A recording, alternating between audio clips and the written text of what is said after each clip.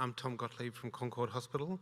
It's my pleasure to introduce Stephen Tong, who works at the Doherty Institute and also Royal Melbourne. And Steve has got a passion for trials, and he's been involved with the Camera 2 trial, the COVID-19 trials in Australia called the ASCOT trials, and currently the SNAP trial, which a lot of clinical units are engaged in and excited about.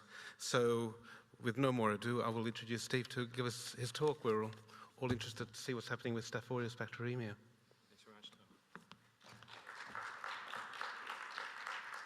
Thanks for the kind introduction, Tom, and let me acknowledge the traditional custodians of the lands, the Whadjuk Noongar people, and pay my respects to elders past, present and emerging.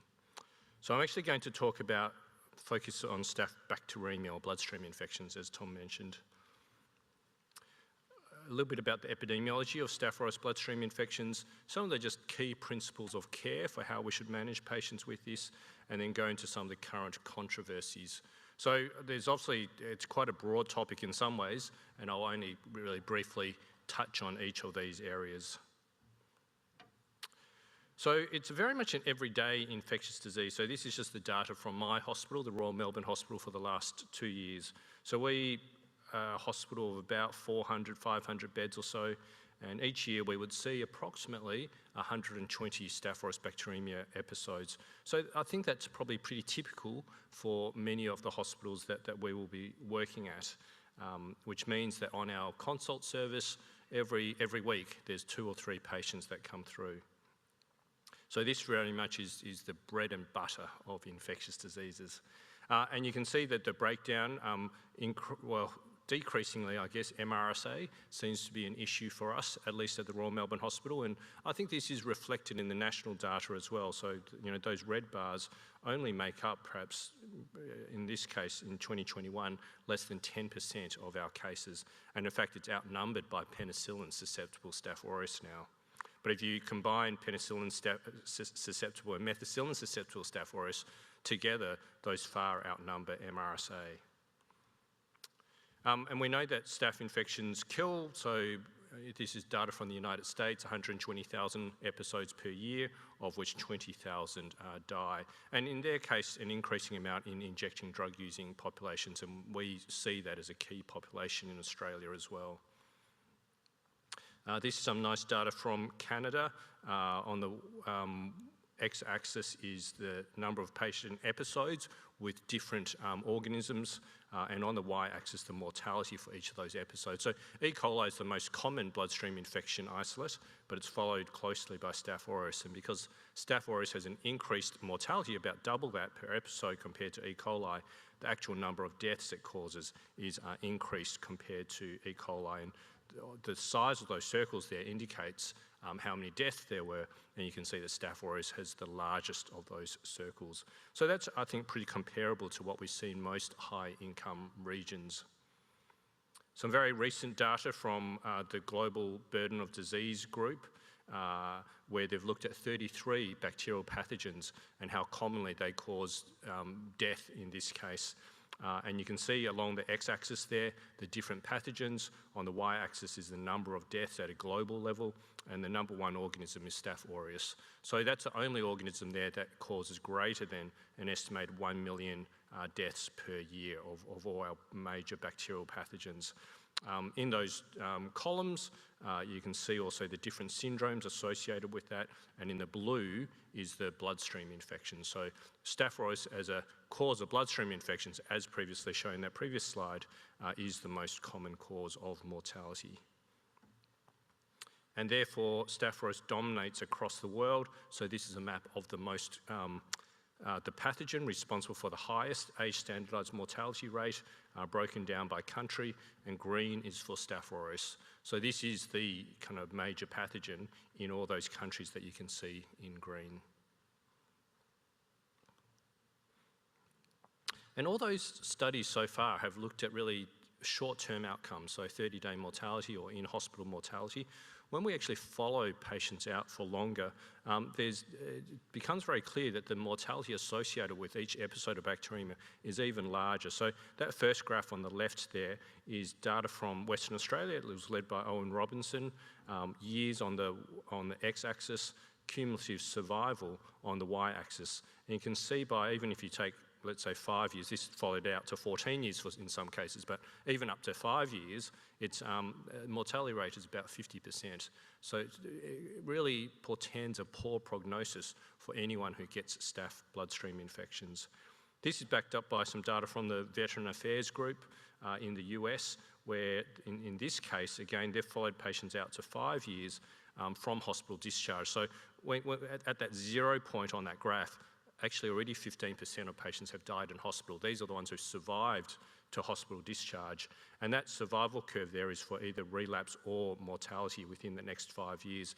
And you can see that at least 60% of patients by 5 years will have died or have relapsed in their staph bacteremia. So the short-term outcomes are poor, long-term outcomes are even poorer.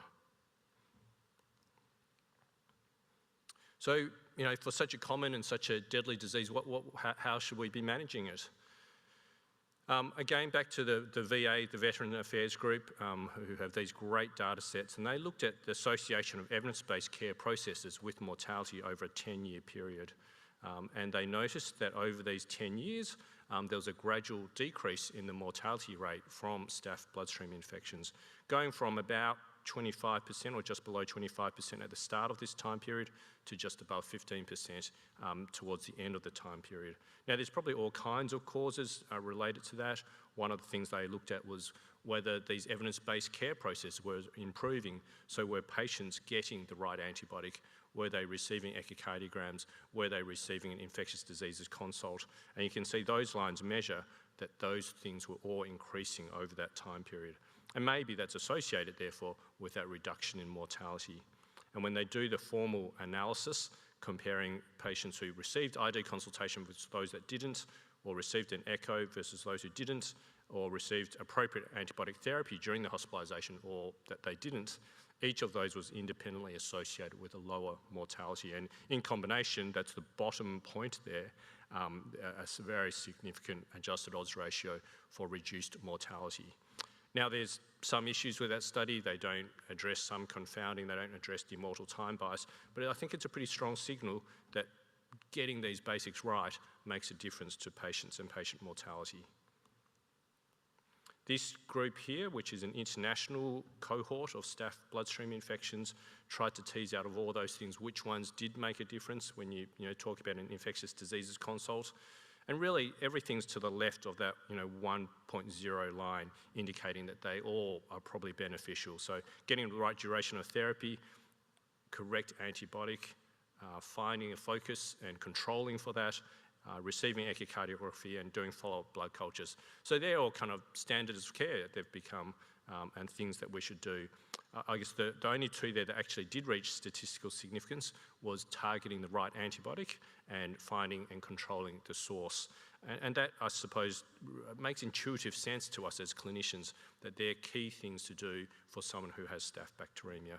And it's nice to see that that data helped to back that intuition up. So this is, again, I've just pulled one example of getting the right antibiotic. This is a study from 2007, 123 hemodialysis patients with Methicillin susceptible staph aureus. They looked at an outcome of treatment failure in that first 12 weeks. And the only two main variables associated with treatment failure were if you gave those patients vancomycin as opposed to a beta-lactam, so get your antibiotic right, and 2, retention of the hemodialysis access device, so again, control the source. Should we repeat blood cultures? This is a more recent study, again using that international staph cohort published in Lancet ID a couple of years ago, where they looked at patients who had only 1 day of bacteremia versus those who had longer durations of bacteremia. And the mortality was higher, not surprisingly, in those who had a longer duration of bacteremia. You can see that even if you have 2 days of bacteremia versus 1 day of bacteremia after receiving appropriate antibiotics, that was associated with almost a doubling of the mortality rate. To me, it makes sense now to get repeat blood cultures at an early stage so you can prognosticate these patients. And how does that make a difference to how we might manage them? Well, if they are still bacteremic at day 2 and day 3, I think we should search much harder for a source and to try and control that source at the time. The other thing to note here is that even those who have only 1 day of bacteremia, the 90-day mortality is above 20%. So we might think that this is a pretty simple staph bacteremia, but the reality is that that patient still has a very high mortality rate when you combine all this, you systematically collect this data. And I find that as a clinician a little bit non-intuitive in that I see these patients for probably a brief period during their hospitalisation, provide advice as to what to do, and my assumption is that that patient will do okay most of the time. But in almost all these data sets, it's very consistent that even all those patients, which I think will do fine, a significant proportion of them will die within that first 90 days. How long should we treat for? In this study, they followed about 500 patients, determined whether they were complicated staph bacteremia or uncomplicated, and there's various definitions for that, and looked at who died, and also how long they received treatment for.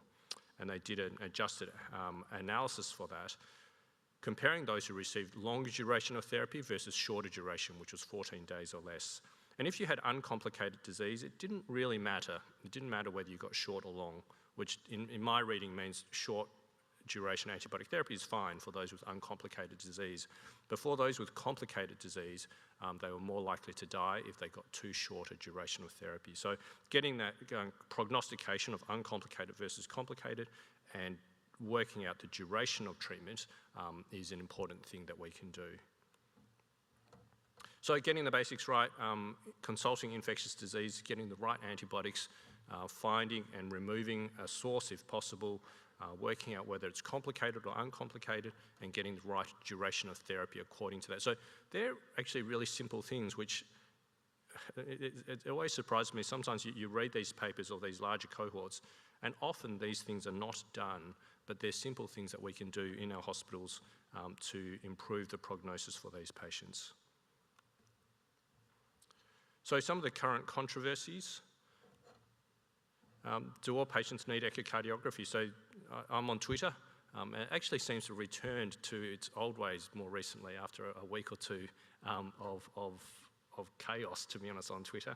But here was a little discussion.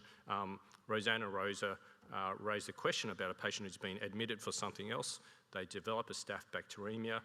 It clears very quickly. The line, which was the source, is removed. She said she doesn't get a transthoracic echocardiogram. And Brad Spellberg, who is a chief medical officer in Los Angeles County Hospital, says he agrees with that, that not only, perhaps it is a cheap test, but it does actually require resources. So echo technicians need to use their time to do this rather than doing other things. So he agreed that there are cost implications, not just money-wise, in ordering even just a transthoracic echocardiogram. Vance Fowler, who many will know is one of the doyens of the field, he writes back though, the literature is clear, you have to do a transthoracic echo. Everyone should get that. It's a cheap test, we should do it. And Tom Boyles from South Africa comes back and says, well, in South Africa, we can't get access to transthoracic echo, so I don't think we should do it. So there is quite a bit of controversy in the field on this question. One of my PhD students, George Heriot, actually did some modelling which incorporated, well, what's the mortality rate from doing a transesophageal echo? Can you perforate the esophagus? Does it lead to mortality? And also, what's the incremental benefit of picking up if someone has occult endocarditis? And basically, what this graph here shows is on the x-axis, the probability, the pre-test probability of having endocarditis, and on the y-axis is that mortality from the procedure of a transesophageal echocardiogram itself.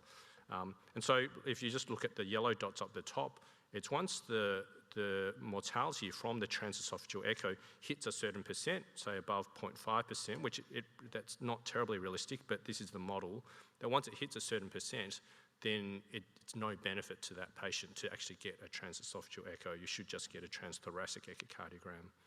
The red dots are probably where I sit, where there are some patients who, using various scores, we can say they have quite a low risk of endocarditis, let's say around 2%. And in those patients, doing a transthoracic echocardiogram first, and only then doing a transesophageal echo, if you're not getting good views or if it shows something of concern, it appears to be the best approach. But also do that knowing that it's probably not going to make a big difference to the majority of patients. So if you already know that this patient only has a 2% probability of having endocarditis, that means that for 98% of patients, doing echocardiogram, a transthoracic, won't make any difference to that 98% of patients. So it's only going to benefit potentially that 2% of patients. So I know that in doing this echocardiogram, even this transthoracic echo, in the vast majority of patients, it's not going to be of benefit to them. So I keep that in mind. I usually do get the transthoracic, but knowing that in the back of my mind. Okay, another controversy. How about penicillin for penicillin susceptible Staph aureus? So we've looked at this with some of the agar data from John Turnage's time, a number of years ago now, 915 PSSA episodes, 300 who got benzyl penicillin, 600 who got flucox, and on crude mortality analysis, penicillin was associated with a lower mortality, and even in the propensity adjusted odds ratio, the mortality was a little bit lower. The question though is, how good is our testing for penicillin susceptibility? And so Jeff Coombs and Shak yesterday presented some really nice data from Australia, determining that I think it was about 9% of our Staph aureus were penicillin susceptible, and of those which were penicillin susceptible, actually I think the 9% were beta-lactam BLA-Z positive. We did a kind of quality control study where we had 9 isolates, which are listed there, A to I down the bottom, of which 6 of them we knew to be BLA-Z positive. And we sent these in triplicate blinded out to 34 laboratories and asked them to test them to see how accurate their testing was. And it ended up that there was one isolate, that isolate F there, which, so on the, you've got the A to I, and then there's the reference, which is the next row, which shows which ones are BLA-Z positive and which ones are not. If it's red, it's BLA-Z positive. And then each of the additional rows heading up is each of the labs that were participating in the study. So you can see whether they got it right. If it's red on the bottom row and it's red where that lab is, they got that one right. And you can see that isolate F there, a lot of the labs didn't get that one right. And that led to us having a very major error rate. This is using the EUCAST P1 disc of 11%. So that sounds quite concerning, right, if you're getting that wrong 11% of the time, calling it susceptible when it in fact is BLA-Z containing. And we looked at the cutoffs, and you can see on the top there, that's the zone size of the reading for each of the labs. And you can see that there's some which are BLA-Z positive, but they bleed over into the susceptible zone size range. And again, that's largely that isolate F, which you can see that the dotted line on that B panel is for the cutoff for that zone size, and the F ones are just sitting right on that line. And that's why labs were having trouble calling these, because the fuzzy versus sharp edge is somewhat subjective. This sounds worrying that we have a very major error rate. I've showed you the EUCAST data, but it's even worse using CLSI, the P10 disc. And the main issues we had was that subjectivity of reading that zone edge. But when you think about it, of all Staph aureus, maybe 10, 20% are actually PSSA on the VITEC, on the automated susceptibility testing. Of those, as I mentioned, only about 7 to 10% are actually truly BLA-Z positive, so where there might be a missed core, and it's of those ones where we're getting that very major error rate. So when you actually boil it down, this is a vast minority of the isolates. And if they actually test susceptible to penicillin, it may well be that penicillin works anyway because the MICs are sufficiently low and the levels of penicillin we get in the blood are sufficiently high that it may work anyway at a clinical level.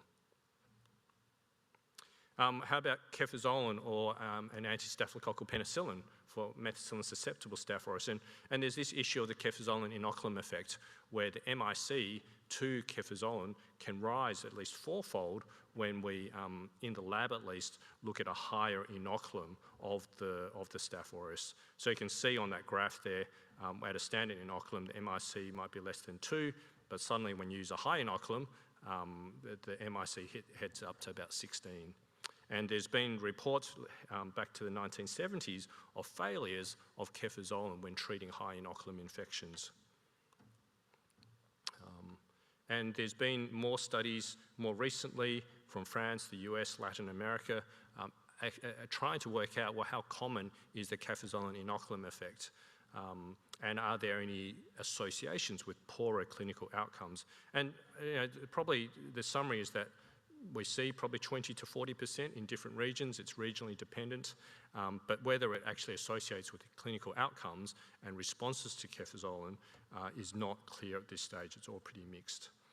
Cesar Aureus in Texas, in Houston, has developed a 3-hour assay that may be something that we can start think about using in clinical laboratory. It's not quite there yet. The reference broth microdilution takes way too long to use in clinical laboratory, so they're trying to now develop some more rapid tests to detect the Cefazolin inoculum effect. What threw the cat amongst the pigeons a little bit was, again, this is the VA data from America, suggesting that those who received Cefazolin across the board actually have a reduced mortality rate compared to those who received something like flucloxacillin or nafcillin. And that's been replicated a little bit. We've done our own work here with John Turnage again, looking at the agar isolates and agar data, suggesting that, once again, maybe Cefazolin has a slightly lower mortality compared to use of flucloxacillin. But it's, all this is retrospective observational data. It doesn't, in some ways, really provide us with the actual clinical trial data that we need. Nonetheless, all these retrospective observational data have gone into numerous meta-analyses, and this is one of them, and they ended up on a figure of about a relative risk of 0.7 favouring Cefazolin. So what's my practice? I'm pretty comfortable either way, fluclox or Cefazolin. It usually depends on what my registrar has started, and I say, okay, let's keep going with that. But probably, if anything, I'm starting to lean a little bit more towards Cefazolin as my drug of choice. One thing to quickly touch on is there's a bit of data to suggest that when patients with MSSA continue to be bacteremic, what do we think about salvage therapy? And there's some data that ertapenem combined with Cefazolin may be more effective. So they target 2 different penicillin binding proteins, ertapenem's PBP1, Cefazolin's PBP2, and there may be some synergy when they're combined. So this is a rat endocarditis model looking at the colony forming units on the vegetation after treatments with the different drugs. You've got no antibiotics, so obviously very high amounts of CFU in the endocarditis vegetation, Cefazolin itself, ertapenem itself, and then when you combine them, it really drops away. So that's something to just keep in the back of your mind for these patients. Won't go into this very much, but for MRSA, daptomycin plus ceftaroline, a fairly poorly performed study in the United States. 3 centres, 40 patients only with MRSA bacteremia. They compared standard therapy, vancomycin or daptomycin, versus a combination of daptomycin plus ceftaroline. And they actually stopped the study because they saw 0 mortality in the combination group, which is very, very hard to believe, given what I've talked about before. And with that small number of patients, I think this is intriguing, but certainly not sufficient for us to be changing practice. How about early oral switch? So this has become more prominent, I think, across the board in infectious diseases. We're becoming, I suppose, a bit more comfortable with using oral antibiotics for conditions that we used to say needs very prolonged intravenous antibiotics. And it's been, I guess, driven by the data. So the POET trial with endocarditis, they had about 400 patients, 200 went onto early orals versus continued IV. No difference in the outcomes. If anything, they were a bit better in the oral group. And 87 of those patients had Staph aureus, and the outcomes were no different with that subgroup. And then there was the Oviva trial, which was looking at bone and joint infections, and they had something like 400 or 500 Staph aureus-related bone and joint infections. And again, for those patients, no difference in outcomes. Early oral switch was just as good as continued intravenous therapy. The SABATO trial was presented by Achim Kash in ECMID this year, and in that study, they looked at low-risk Staph aureus bloodstream infections. Took a long time, took about 5 years. They had to screen over 5,000 patients to eventually randomise 213. And that was the kind of study design. Patients received 5 to 7 days of intravenous antibiotics and then were randomized to either continued intravenous antibiotics for the next 7 to 9 days or switch to oral antibiotics for that last 7 to 9 days. And they were followed up to day 90 and day 30 and day 90. And what were their primary results? Well, the relapse or death by 90 days occurred in 24% of patients in the early oral switch versus 21% in the intravenous therapy. And they met their non-inferiority margin of 10%. Now, you could argue that that's probably too broad a margin. Would you be happy to say to a patient there's a 10% increased 10% risk that you will relapse or die if you take oral antibiotics? I'd argue that that's probably too wide and that we need to repeat this kind of study. But it is, I think, it's the first trial that's really shown non-inferiority with that margin and probably giving us a bit more confidence now that we can actually, in selected patients, switch to oral antibiotics. And I've certainly started doing that in my practice. And it's incredibly liberating, actually, to be able to say to a patient, no, you don't need to continue for the next 4 weeks on intravenous antibiotics. We can actually switch you to orals and get you home on that. A PET-CT is a coming modality. So I've talked about the importance of finding and controlling a source. So this is a patient with a pacemaker, back pain. The initial CT scan didn't really show very much, but once a PET-CT was added on, you can see the lighting up in the vertebral column in that top right figure, and also on that bottom figure, which also above from where the vertebral body there sits, you can see another bit that lights up, and that's the lead, the pacemaker lead. So the PET-CT scan has helped in this case to find where the source of the infection is and to address that.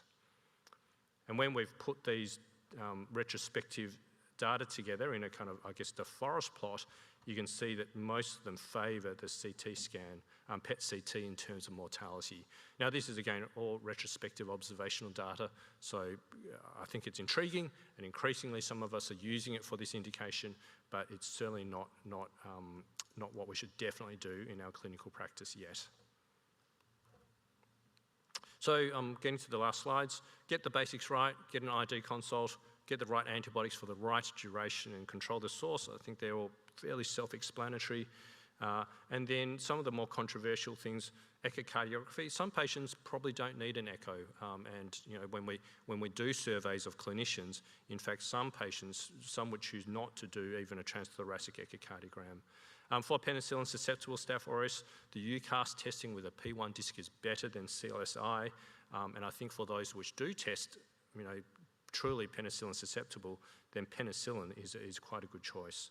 For MSSA, I'm leaning towards Cefazolin, but really have great equipoise there between Cefazolin and flucloxacillin. For those who you're getting into trouble with, Cefazolin plus ertapenem is something to consider. I think oral switch is probably okay, and I'm increasingly using that. And for those patients who you're struggling to find a source, a PET-CT scan may well be helpful also.